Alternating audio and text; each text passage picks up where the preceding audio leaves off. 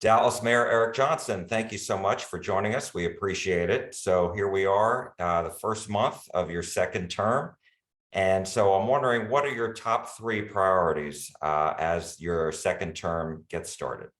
Well, first, it's great to see you, Jack, and thanks for having me. I just got reelected with 98.7% of the vote, and I take that as a sign that the residents of Dallas are really unified behind the agenda that we laid out the last 4 years. So, I'm really, really excited to embark upon this second term. It technically starts on June 20th, but we've already started getting geared up for what I think is going to be a transformative 4 years for our city. Three things I want to do. I want to basically continue down a path in three areas that we've already been going down in the city. So the first one is public safety. My stated goal for our city is to become the safest big city in the United States. Secondly, I have a goal with respect to parks. I want Dallas to have the best park system of any city in the state of Texas. And then third, I want to make sure that we continue down the path of lowering our taxes. And I would like to see Dallas have the lowest tax rate of any city in the region. So again, to recap, if we do those three things, make Dallas the safest big city in the country, give us the best park system for our residents of any city in the state, and have the lowest tax rate of any city in the region, I think Dallas will be set up for decades of success. So let's break those down. Let's tackle public safety first. As far as violent crime is concerned, I know as of May 1st, the latest numbers that I could find, murders were up about 24% from year to year. And so I'm wondering, I know that you've expressed obviously a lot of confidence in Chief Garcia and his efforts. So what do you make of this situation that the city is facing? Well, it's complicated, Jack, when it comes to violent crime, because there's an overall violent crime rate that actually takes into account all forms of violent crime. And the overall violent crime rate in the city is down. But with respect to homicides specifically, here's what I'd tell everyone. Let's wait and see how this plays out, because we have lowered homicides year over year the past 2 years. And at this point in the year, in those previous 2 years, homicides were up, just like they are right now over the previous year.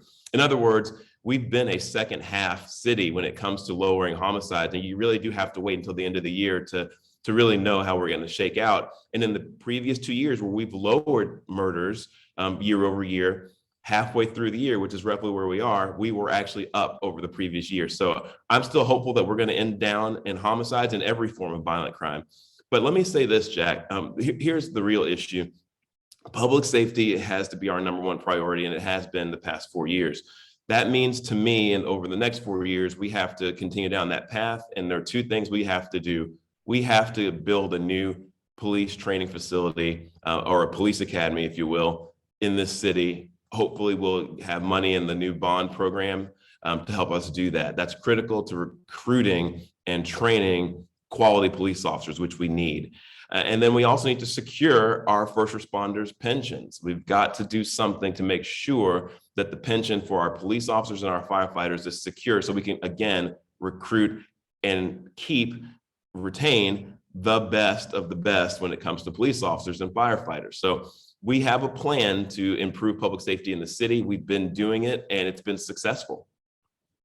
With regards to the pensions, I know that the legislature, while you were there, passed legislation to help the city improve the situation with the pensions for firefighters and police officers. What's the latest on this and the latest concern? Well, the latest concern is that we are up against a bit of a deadline, which is good. I think deadlines can focus people's attention. We are going to be sitting down with representatives from the police and firefighters associations, and of course, with folks who are representatives on those various boards, and also experts, people who are outside of City Hall, to put all the ideas on the table for how to make this pension secure. I have been very clear about the fact that this has to be resolved before I leave office. And I want to make sure that we never suffer in this city because we are not able to attract quality police officers because they are not sure that our pension will be there. A pension is a critical piece of recruiting a police officer because police officers start young. They start in their 20s, and after they've put in 30 years of work, they're only 50, 60 years old, and they are looking to that pension for security for their families. So we have to get this right, and we will. And so all ideas would be put on the table. But again, it's absolutely top of mind for me, and I've made a commitment to getting this fixed. And what was the deadline? Oh, well, by the time the next legislature meets, if we don't have a solution that we can take to the legislature in 2025, they'll try to solve our problem for us. And so we need to go to them by the 2025 legislative session with a plan for how we are going to bring the pension to a more solvent level. Let's talk about parks. I know the city's rating recently increased and improved and is right behind Plano, which is the #1 city in Texas. So talk to us about your commitment on parks. We need to build the Harold Simmons Park. We need to make that happen. That's a 250-acre park right in the middle of our city that if it is built the way we are envisioning it, it will be the envy of the nation. It's an opportunity like we've never really had before in our park system to have a park on a scale of the major parks in the country in terms of Central Park and some of the other Millennium Park in Chicago in terms of the size. But what's really critical about this park is the vision is to have amazing programming and have facilities at this park that would be the type of thing you would normally charge admission for, but it would be completely free. So we need to do Harold Simmons Park. We need to make sure that the Southern Gateway gets built. We need to make sure that Parkdale Lake gets built and open to the public. And we need to make sure that my greening czar, Garrett Boone, is successful in evaluating all of the city-owned land that's underutilized or unused right now and converts as many of those parcels to parkland, like neighborhood parks and pocket parks and pocket prairies. And so I'm on a big push to green up our city over the next 4 years. And I think we are well down the path of having a generational transformation in our city's park system. And so by the time we're finished, we ought to have the best park system in Texas. We should pass Plano for that spot, that #1 spot. All right, so I wanted to ask you just about the greening czar. What is the deadline for him as far as getting these this list of city-owned property to you and to the city to get this worked out?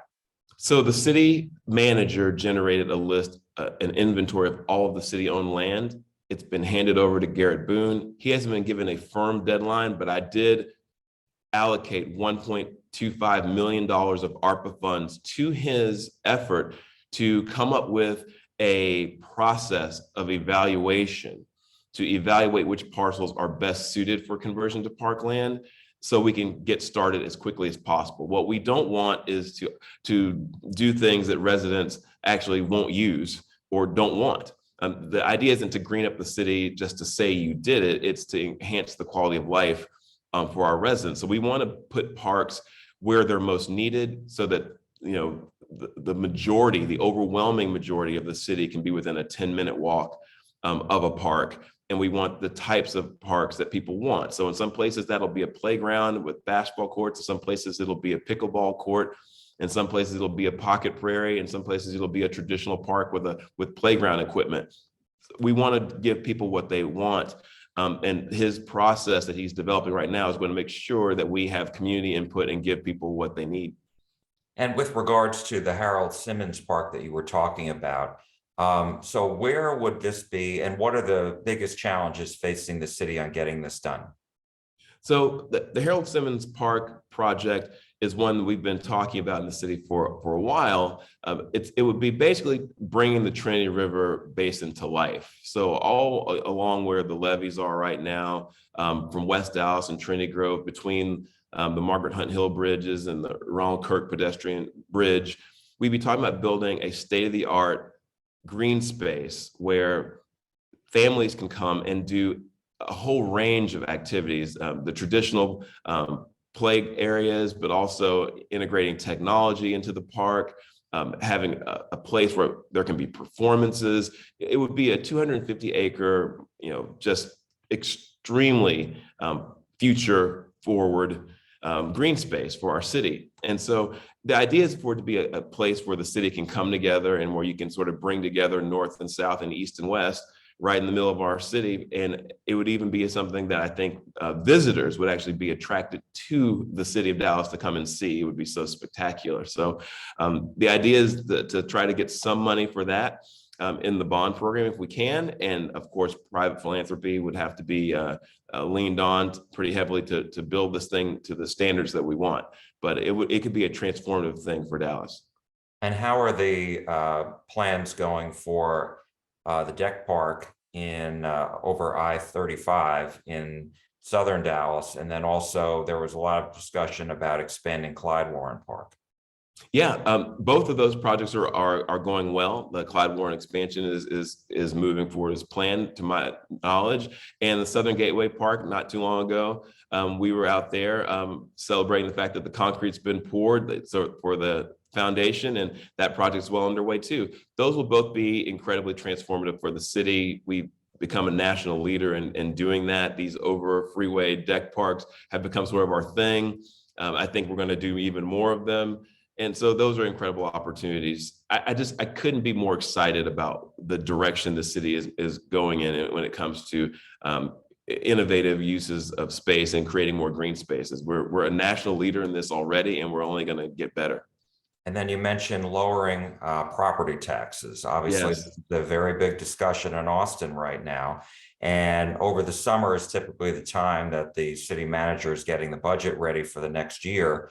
And so what is your message to the city manager when formulating the budget? My message to the city manager and everyone in Dallas is the same. We have lowered the tax rate every year I've been mayor, 4 consecutive years, and I would like to see that continue, but I will go a step further. Lowering the tax rate is not enough. I want to actually deliver actual property tax relief on the city portion of your tax bill by having your city tax bill lower, have you pay less money in taxes than you paid last year. So I want a property tax rate reduction that's going to result in actual tax savings to our residents. And that's critical, Jack, because we want this to continue to be a place that people want to come and do business and they want to live. And I want us to be competitive with the other municipalities in our region. And the way we get there is by making sure that people are not taxed out of their homes, so to speak, and that businesses don't look around the region and say, well, Dallas has got the highest tax rate in the region. Let's be up north.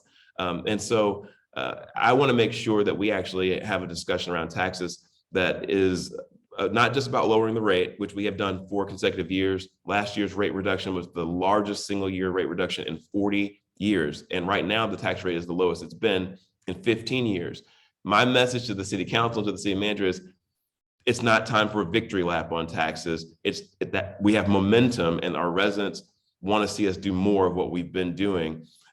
It's been successful in creating jobs. This area of the country is on fire economically. We've created more jobs in this area than 46 states. So we're doing something right, but we have one of the higher tax rates in the region. And in some ways we're lagging the region. And I'd like to see Dallas have the lowest tax rate in the region. And so that's our goal. And that's what we need to be working towards. So I think the voters, when they gave me 98.7% of their votes, were expressing some confidence in my vision on this. And I would hope that the city manager and the city council would join me in that. And is there any calculation, any estimate at this point of how much it would actually cost the city for providing property tax relief that actually lowers someone's bills? Because it's not just about lowering the rate, because you still have property values that go up. So that's real money that you're talking about. Yes, you're exactly right, Jack. And you're asking exactly the right question. And it's almost as though you have previewed my memos to the city manager because that's exactly what I want to know. I want to know what that rate reduction would need to be to deliver actual relief to the taxpayers. We don't know that number yet, but we will know it. But you're asking the exact right question, because the secondary question is how you get there.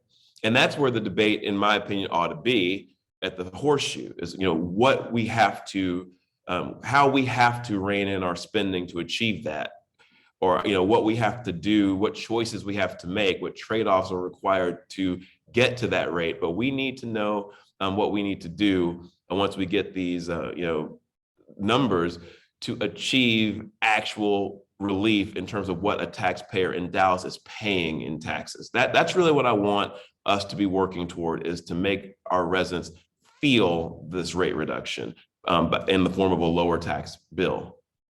I wanted to ask you about the ransomware attack against the city of Dallas, and how concerned are you that city employees, city council members, maybe yourself, had their information compromised by this attack?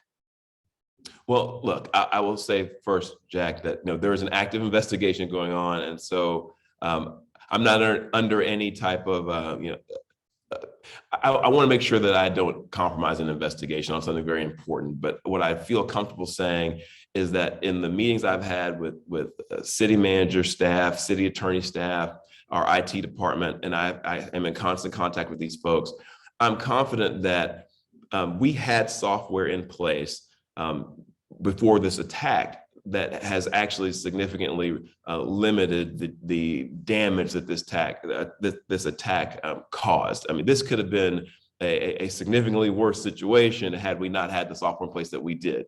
That being said, it's a concern, and public safety is, as I said before, my top priority. And so cybersecurity is part of that. And so I've impressed upon city staff and the city manager that we need to be looking at this and seeing how we can improve and do even better. But I am convinced that it's being taken seriously. And really, that's all I can say at this point, because again, we don't want to compromise ourselves in any way by tipping our hand one way or the other about how we're handling this, because again, it's an active investigation and it's an ongoing situation. But to your point, long term, does the city need to do more to boost its cybersecurity? So, I mean, look, clearly, yes, we have to get better, but I want to be clear about that. We were not naked, so to speak, in terms of this attack. I mean, there's a whole range of preparedness on this issue, and some cities who've been hit with this type of attack have had to pay ransoms, but they had no protection, and they were really, truly at a situation where if they didn't pay, they were going to lose critical data, or they weren't going to be able to do this. That's not the situation we were in. We had software in place that mitigated the impact of this attack. And I can't go into much more detail than that, because I want to make sure our residents are protected and our city employees are protected. But I am saying that on the scale of preparedness, we were prepared, but could we be better prepared? Sure. Even in a victory, I mean, I'm a former athlete. I'll tell you, even in a win, there are things you can learn, always. And so, sure, we are going to look at the situation and do an autopsy of what happened here and figure out ways to get better. But I'm convinced that we are doing everything we need to do to handle the situation and protect our residents and our employees. And Mayor, last question, very quickly, and I appreciate your time. Scooters are back in the city of Dallas. Your thoughts on that? I've always liked scooters, to be honest with you. I know people have different opinions about it, but I try to shoot straight with folks. I think they're great. I think we probably will have to go on some sort of education campaign, maybe about where people need to leave them and how and scooter safety. But I'm all for different forms of mobility and transportation. And I think they're fun. I think they're cool. And I'm glad they're back, but we just need to make sure that people are operating them in a safe manner, not discarding them, in random places. So I've always been a supporter of scooters, but that's me personally. I know some people don't love them, but I think they're pretty cool. Dallas Mayor Eric Johnson, thank you so much for joining us. We appreciate it. Always, Jack. Thank you.